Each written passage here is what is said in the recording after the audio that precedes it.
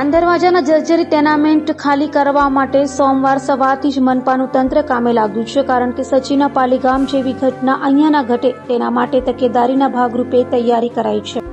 સચીના પાલીગામમાં 6 માળની જર્જરિત ઇમારત તૂટી પડતા 2ના મોત થયા હતા. તે મામલે સફાળે જાગેલી સુરત મનપાની લિંબાયત ઝોન દ્વારા લોકોની સાવચેતી માટે માન દરવાજા ખાતેની જર્જરિત ટેનામેન્ટના લોકોને ખાલી કરાવવા માટે નળ કનેક્શન કાપી નાખવાની કવાયત હાથ ધરવામાં આવી હતી. તેમજ ટેનામેન્ટ ખાલી કરવા માટેના પણ તજવીજ હાથ ધરાતા અહીંયા રહેતા લોકોમાં રોષ છવાઈ જવા પામ્યો હતો અને લોકટોળા ભેગા થતા લિંબાયત ઝોન દ્વારા પોલીસ બોલાવી પડી હતી. અહીંયાના લોકોએ જણાવ્યું હતું કે અમને જગ્યાની સામે જગ્યા આપો, ભર ચોમાસે અમારે બાળકો સાથે ક્યાં જવું.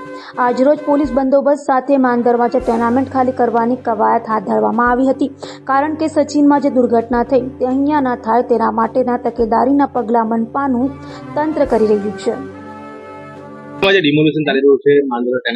અત્યારે આ માન દરવાજા ABC ટેનામેન્ટ જે લિંબાયત ઝોનના TP7 આંજણા ફાઇનલ પ્લોટ નંબર 188 પૈકીની જગ્યા પર આવેલી છે. એ એવી જગ્યા છે કે રિંગ રોડ અડીને આવેલી છે અને ટેક્સટાઇલ માર્કેટનો જે હબ કહેવાય છે એવા વિસ્તારની બિલકુલ નજીકમાં જગ્યા આવી છે.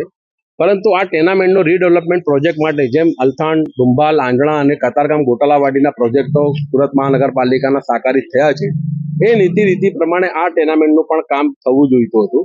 પરંતુ છેલ્લા 6-7 વર્ષથી જે ટેન્ડર પ્રક્રિયા થઈ રહી છે એ ટેન્ડર પ્રક્રિયામાં ક્યાંક ને ક્યાંક ટેકનિકલ ખામી કહો કે ઇજારદારો રદ બતાવતા નથી, જેના કારણે 6 વાર ટેન્ડર કાર્યવાહી નિષ્ફળ ગઈ છે. અને જે સુરત મહાનગરપાલિકાના જે વિભાગોના હસ્તક આ કામગીરી આવે છે, સ્લમ અપગ્રેડેશન વિભાગ હોય, લિંબાયત ઝોન હોય, ટાઉન પ્લાનિંગ વિભાગ હોય, મધ્ય શહેર વિકાસ વિભાગ હોય કે કાયદાકીય વિભાગ હોય, એ બધા વિભાગનું એકબીજા સાથે યોગ્ય સંકલન નથી અને એમને ખોખો આપવાની નીતિને કારણે આજે આ ટેનામેન્ટ વાસીઓ અને ભારતીય જનતા પાર્ટીના જે શાસકો છે એવો અનિર્ણાયકતા ધની સાબિત થયા છે. કોઈ નિર્ણય નથી કરી શકતા. નબળી કામગીરી, નબળા વહીવટને કારણે આજે 1312 પરિવારો ઘર વિહોણા બની ગયા છે. વૈકલ્પિક વ્યવસ્થા પણ નથી કરી આપવામાં. કોઈ પ્રકારની વૈકલ્પિક વ્યવસ્થા કરી નથી કે કોઈ બાંહેધરી આપવામાં આવી નથી કે ભાડું આપવામાં આવશે. કારણ કે અગાઉ 2021ની અંદર જ્યારે એ ટેનામેન્ટના 380 ફ્લેટ ધારકોને આવી રીતે કાર્યવાહી કરી હતી, આજ દિન સુધી કોઈને ભાડું મળ્યું નથી ને 380માંથી માત્ર 80 ફ્લેટ ધારકોને વૈકલ્પિક આવાસની વ્યવસ્થા કરી હતી. આજે સુરત મહાનગરપાલિકાના પોતાની પાસે પણ વૈકલ્પિક આવાસ અવેલેબલ નથી. આ એમને નરી વાસ્તવિકતા છે કે નથી કોઈ ભાડું આપવાની બાંહેધરી આપી છે. પણ આપણે ઈશ્વરને એટલી જ પ્રાર્થના કરીએ કે આ ટેનામેન્ટ માટે જે નિર્ણય શાસકો અને તંત્ર તાત્કાલિક ઝડપી રીતે કરવું જોઈએ એ તાત્કાલિક ઝડપી રીતે કરે ને આ લોકોને ન્યાય. કાર્યપાલક ઇજનેર વિપુલ ગણેશવાળા, કાર્યપાલક ઇજનેર લિંબાયત ઝોન. હાલમાં માન દરવાજા ખાતે કુલ 12 ટેનામેન્ટ આવેલા છે. આ ટેનામેન્ટ 992 યુનિટ આવેલા છે. આ તમામ ટેનામેન્ટ જર્જરિત છે ને 2017થી આપણે નોટિસ ઇસ્યુ કરી છે ખાલી કરવા માટે. 7 વર્ષ થયા તે લોકો ખાલી કરતા નથી. એમની જાનને જોખમ છે. એમની સલામતી માટે અત્યારે આપણે આ પાણીના કનેક્શન કાપીને એક મેસેજ આપીએ છીએ કે તમે આ તરત જ સ્વૈચ્છિક રીતે ખસી જાઓ.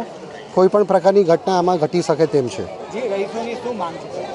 રહીશો હજુ સમય માંગે છે, પરંતુ આપણે 2017થી આ એમને જણાવીએ છીએ, એટલે હવે એમને કોઈ વધારે સમય આપવાની શક્યતા જણાતી નથી.